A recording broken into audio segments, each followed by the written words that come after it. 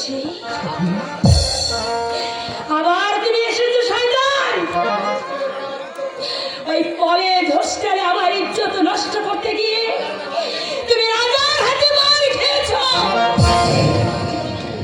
ওই পঞ্চগ্রামে গিয়ে আমার বাবার মন জুগিয়ে তুমি আমাকে বিয়ে করতে গিয়েছ। সেখানে আমার দাদার হাতে অ্যারেস্ট হয়ে তোমার লজ্জা হলো না? আবার এসেছো, আবার এসেছো তুমি আমার ইজ্জত নষ্ট করতে। রাজা নেই বলে তুমি আবার আমাকে ধরে নিয়ে যেতে চাও, তাই না? কিন্তু না, তা হবে না। তোমাকে তোমাকে তোমাকে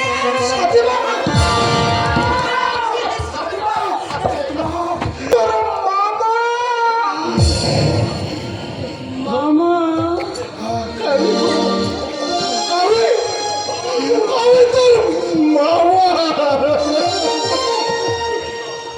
সাথী, আমিও এসেছি। কে কে তুমি? আমি তো সর্দারে।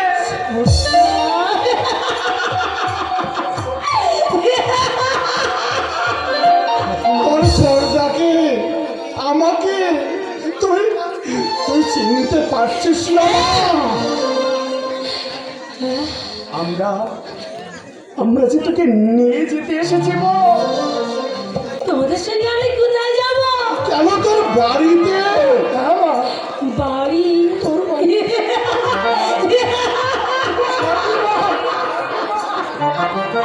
বাড়ি নেই, ঘর নেই আমার সংসার।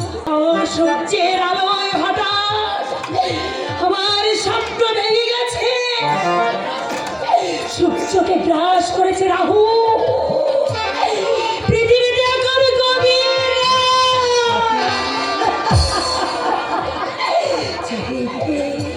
চারিদিকে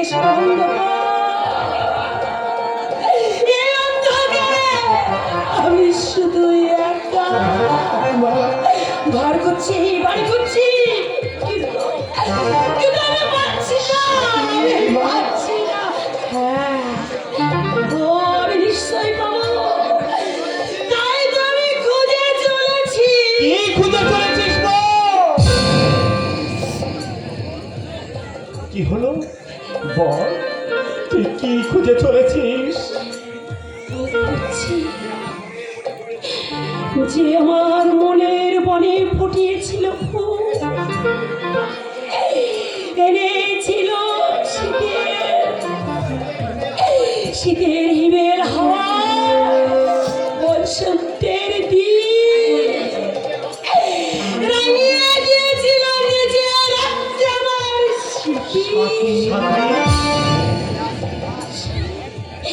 সে আজ কোথায়?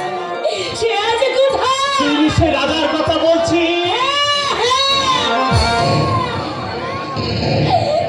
আমার প্রাণের রাজা,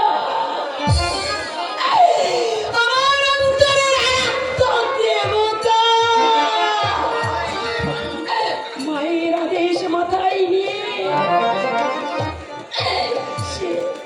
সে আমার মুখেছিল শীতের সিঁদুর, ভেঙেছিল আমার হাতের শাখা। সে আমার প্রাণের রাজা, আমার মনের রাজা।